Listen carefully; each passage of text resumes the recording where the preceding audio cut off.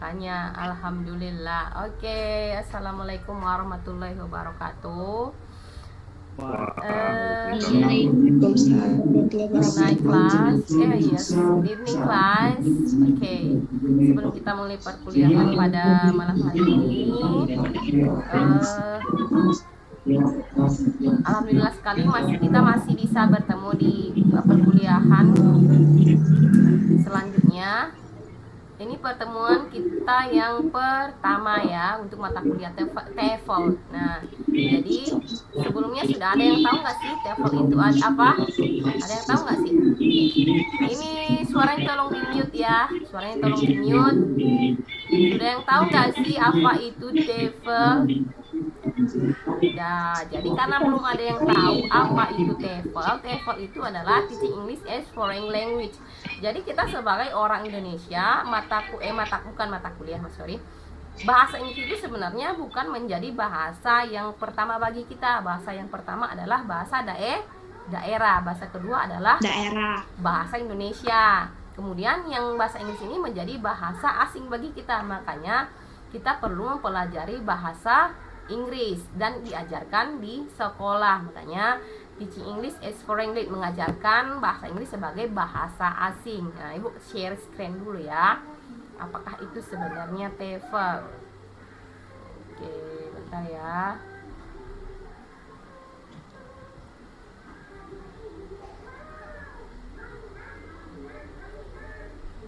Teaching English as Foreign Language.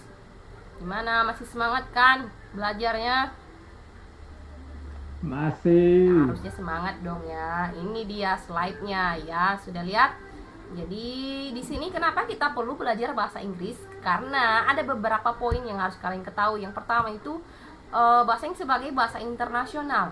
Yang kedua, bahasa Inggris sebagai bahasa sains, ilmu pengetahuan, air traffic control itu kayak di udara, kemudian tourism, internet, dan trade and export import dia.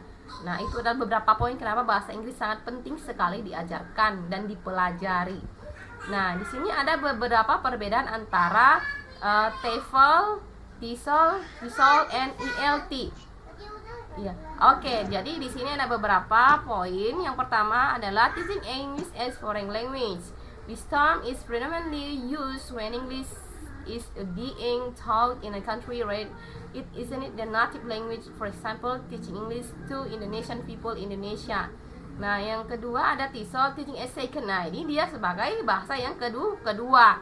Yang ketiga itu ada TESOL, teaching as speaker to other language. Yang terakhir ada ELT, this stand for English language teaching, mainly used by institution in the UK. Nah, ini dia perbedaan antara beberapa. Nah, contohnya di India. Di India itu bahasa Inggris itu sebagai bahasa kedua. Bahasa pertamanya adalah bahasa bahasa India. Jadi ada beberapa negara yang menjadikan bahasa Inggris itu sebagai bahasa kedua. Kira-kira negara apa lagi sih yang menjadikan bahasa Inggris itu sebagai bahasa kedua? Ada yang tahu nggak? Kira-kira negara apa saja yang menjadikan bahasa Inggris itu sebagai bahasa kedua? Ayo, silakan. Filipina. Apa kira-kira negara apa? Malaysia, Bu. Yes, good. Malaysia, ya. Jadi Malaysia yang menjadikan bahasa Inggris itu sebagai bahasa kedua. Sorry, tadi Ibu lupa apa share slide-nya. Ini dia tadi. Oke, jadi ini salah satu. Udah nampak slide-nya? Udah ya. Ini tadi yang udah Ibu sebutkan. Nah, jadi bagaimana sih Bu caranya kita mau mengajar bahasa Inggris? Kan kita kan nggak mungkin mengajarkan bahasa Inggris kayak kita mengajarkan bahasa daerah atau bahasa Indonesia. Jadi ada metode, ada teknik, ada cara. Bagaimana sih supaya belajar bahasa Inggris itu bahasa yang menjadi bahasa yang diminati oleh setiap orang. Tidak hanya orang yang suka bahasa Inggris, tapi yang tidak suka bahasa Inggris dia suka belajar bahasa Inggris karena memang dia bahasa internasional. Nah, ini ada beberapa approach and methods of TEFL. Yang pertama dia audio lingual method. Yang kedua itu ada Total physical response, the silent way, community language learning, Suggestopedia, multiple intelligent lexical approach, competence based language teaching, community language teaching. Oke, jadi karena sudah ada di sini berapa ini? 3, 6, 9 metode of TOEFL. Jadi Ibu akan membagi kalian dalam bentuk small group discussion. Jadi nanti Ibu akan membagi kalian menjadi beberapa bentuk kelompok ya. Kita berapa jumlahnya hari ini? Hari ini yang hadir ada nggak kira-kira 20? Ada ya, berarti nanti Ibu bagi jadi 4 kelompok aja ya. Oke? 4 kelompok ya. Daring kon is. Suaranya tolong di mute ya, suaranya. Suara siapa itu? Tolong di mute ya, videonya hidup ya, oke? Dah, Ibu akan bagi menjadi 5 kelompok, setiap kelompok menjadi terdiri dari 4 orang.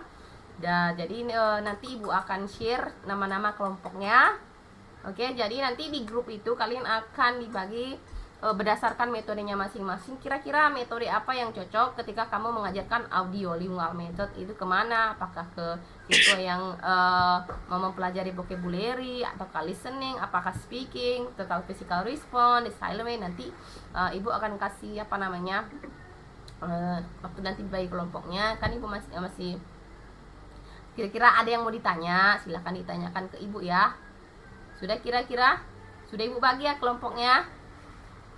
Oke, nanti ada yang mau ditanya, kalau ada yang mau ditanyakan silakan tanya ke Ibu ya. Masing-masing kelompok nanti kerjasama ya, supaya nanti hasilnya bagus ya. Nanti kita presentasikan loh ya. Baik, Bu. Oke, good answer. Gimana kira-kira, masih semangat? Masih, Bu. Masih, Masih, oke, Bu. mantap. Apalagi Zoom ini ya. Beda sekali loh Zoom dengan apa namanya yang tatap muka. Kalau yang generasi Z ini harusnya sudah biasa dengan yang tatap muka, yang Zoom Iya, apalah, betul. daring lah namanya ya, daring.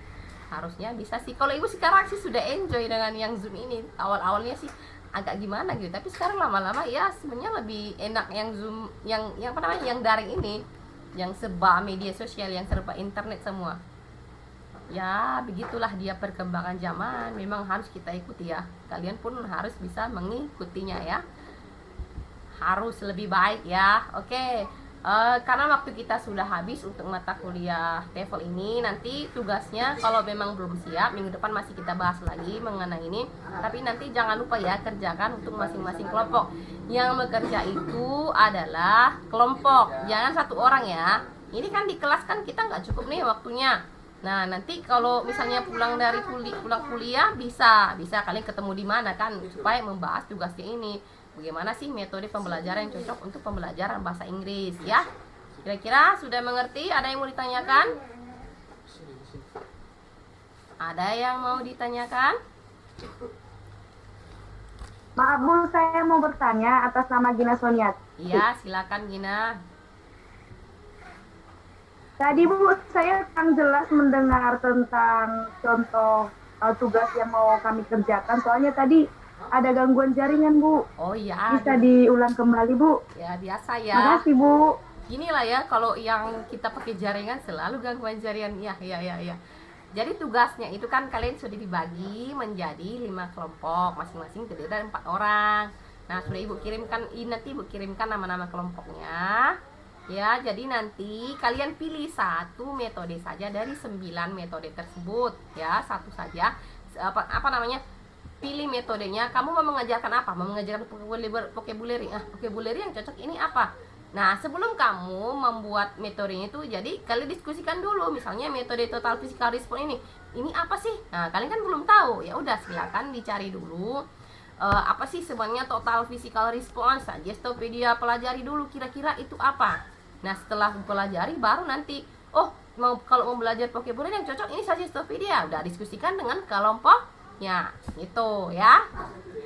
Jadi kerjasama kelompok di sini sangat penting. Itulah gunanya small group discussion. Beda dengan bekerja sendiri. Kalau bekerja sendiri kan kamu yang memikirkan sendiri idenya, kamu yang presentasikannya. Tapi kalau kan kelompok kan dia nanti adalah dia ide atau pemikiran dari beberapa orang. Tapi jangan lupa Kerja kelompok itu adalah kerja kelompok, bukan kerja sendiri.